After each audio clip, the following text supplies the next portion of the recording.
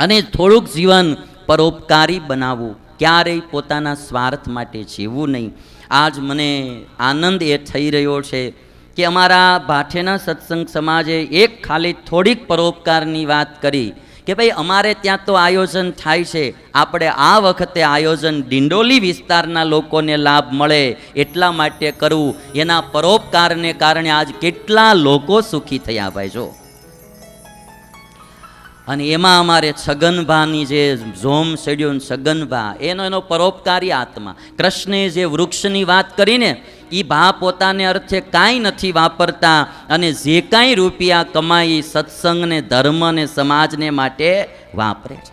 ભગવાન કૃષ્ણએ ખૂબ ગાયોને ચરાવવાની સેવા કરી.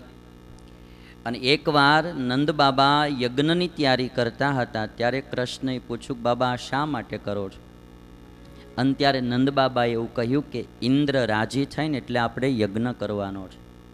અને ત્યારે ભગવાન કૃષ્ણે એવું કહ્યું, બાબા કર્મણા જાયતે જંતુ કર્મેવ વિલીયતે સુખમ દુઃખમ ભયમ ક્ષેમમ કર્મણેવા વિપદ્યતે. બાબા દુનિયામાં બધું માણસને કર્માનુસાર મળે છે. માટે આપણે જો સેવા કરવી હોય ને તો આપણને દૂધ દેનારી ગાયો છે, દૂધને ઘાસ ખવડાવનારો આ ગોવર્ધન પર્વત છે. માટે ગોવર્ધન પર્વતની પૂજા કરીએ અને ગાયોની આપણે પૂજા કરીએ. આ પ્રસંગ કૃષ્ણનો એટલા માટે છે કે કૃષ્ણ પ્રગટના ઉપાસક છે, પરોક્ષના નહીં. ભગવાન સ્વામિનારાયણે તો આ વાત બહુ પુરવાર કરી. અમારા મુક્તાનંદ સ્વામીએ કહ્યું કે પ્રગટને ભજી ભજી પાર પાયમાં ઘણા ગીત ગણિકા કપી વૃંદ કોટી પરોક્ષથી ભવતણો પાર આવે નહીં વેદ વેદાંત કહે સત્યવાણી. મોક્ષની માટે કાં પ્રગટ ભગવાન મળે ને કાં પ્રગટ સંત મળે તો જ કલ્યાણ થાય, પરોક્ષથી ક્યારેય કલ્યાણ થાય. વડોદરાની સભામાં વિદ્વાનોની સભામાં મુક્તાનંદ સ્વામી આ વાત પુરવાર કરી. નિત્યાનંદ સ્વામીએ હરિદિગ્વિજયમાં પણ આ વાત લખી કે પ્રગટથી કલ્યાણ થાય. આજ કૃષ્ણએ પણ નંદ બાબાને એ વાત કરી કે પ્રગટ જે છે એની પૂજા કરો, પરોક્ષથી શું થશે? તમને પણ મારે કહેવું છે, પ્રગટ મા બાપ હોય ત્યારે સેવા પૂજા કરી લેવી. પછી તમે બા બાપુજી વયા જાય પછી તમે કદાચ બહુ મોટો ફોટો બનાવો, સુખડનો હાર પહેરાવો, જરૂર પહેરાવજો, પણ પ્રગટ હોય ત્યારે એને પાણી પાજો, એને ભાવથી જમાડજો, એને ભાવથી સેવા કરજો. પ્રગટને રાજી કરવા એ પહેલું ધ્યાન રાખો. પછી તો આપણે શ્રાદ્ધ નાખીએ. ઘણા લોકો શ્રાદ્ધ નાખે છે પણ જ્યારે જીવતા હોય ત્યારે ખવડાવતા, ત્યારે નથી ખવડાવતા. પ્રગટની સેવા કરવી, પ્રગટને રાજી કરવા. તમને હું એક વાત કહું કે સૂર્ય અત્યારે પ્રગટ છે કે આથમી ગયો છે? આથમી ગયો છે. પ્રગટ સૂર્ય થાય ને તો જ અંધારું દૂર થાય. અત્યારે તમે 4x4 મોટો જબરો સૂર્યનો ફોટો લાવીને અહીંયા મૂકો, એનાથી કાંઈ અંધારું દૂર થાય? સૂર્ય પ્રગટ હોય તો એનાથી અંધારું દૂર થાય.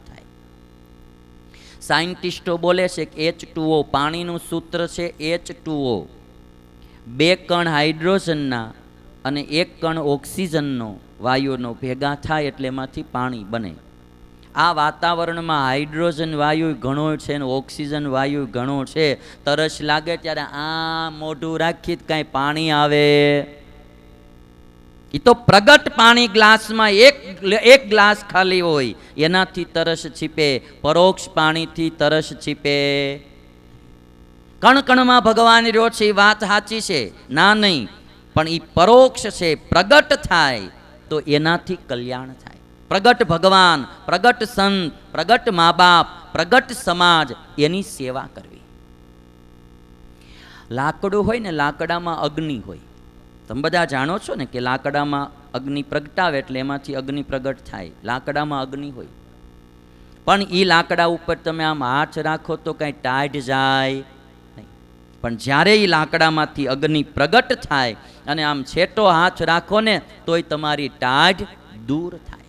કારણ કે હવે એ અગ્નિ પ્રગટ થયો, માટે પ્રગટની પૂજા કરવી, પરોક્ષની નહીં.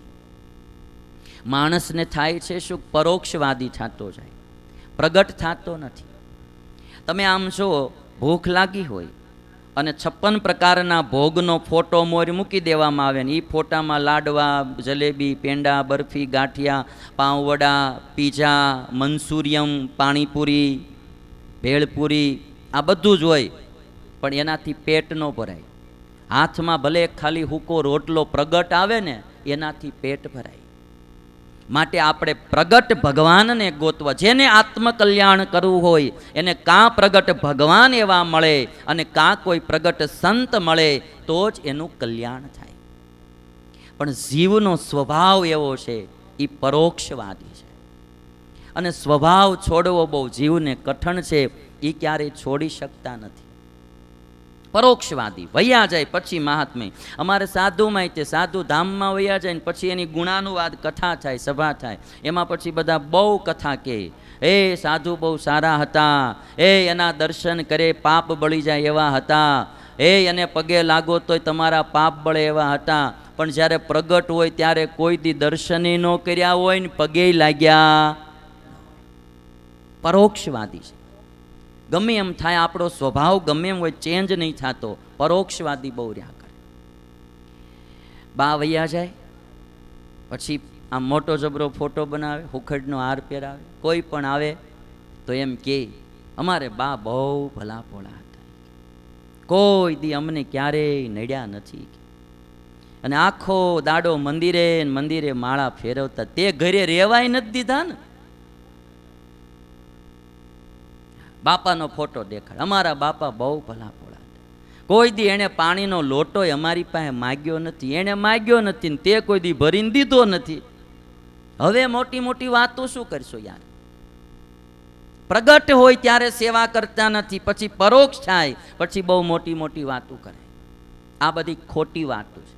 પછી તમે ખોડા ઉપર ખીર નાખીને કાક કાક કાક કાક કાક કરો, એ બધી વાત સાચી, શ્રાદ્ધ નાખજો, પણ મારું તો એ કેવું સૌથી મોટું શ્રાદ્ધ જીવતા હોય ત્યારે એની સેવા કરવી, એ સૌથી મોટું શ્રાદ્ધ છે. આપણું માનસ બદલો, એને પરોક્ષવાદી ન રાખો, પ્રગટવાદી કરો. અમારા સાધુમાં એવું, અમારા હરિભગત, અમારા સ્વામિનારાયણ સંપ્રદાયના સમાજમાં નંદ સંતો જેવા સાધુ નહીં, દાદા ખાચર જેવા ભગત નહીં, સુરા ખાચર જેવા ભગત નહીં. તે આ બધા હું આ શનિવારીમાં જ લઈ આવ્યા છે બધા. તમે હું વાતું કરો યાર? આ છગનભાઈના છોકરા માટે વાપરતા નથી, તન મન ધન અને સમાજ માટે વાપરે, તે આ દાદા ખાચર ભગત જેવા નહીં તો બીજું શું તમે સમજો ભાઈ? માણસને નકરું પરોક્ષ જ ગમે. પરોક્ષમાં ફાયદો એક શું, એ કંઈ કહેવા આવે નહીં, એને માટે કંઈ કરવું નહીં. બા વૈયા જાય પછી ફોટા આગળ ગમે એટલા ગુણ ગાવ, બા પાણી જ માગવાના નથી. પ્રગટ હોય ને મહિમા ગાવ ને એ કે શીરો કરી દ્યો, વળી કઠણાય.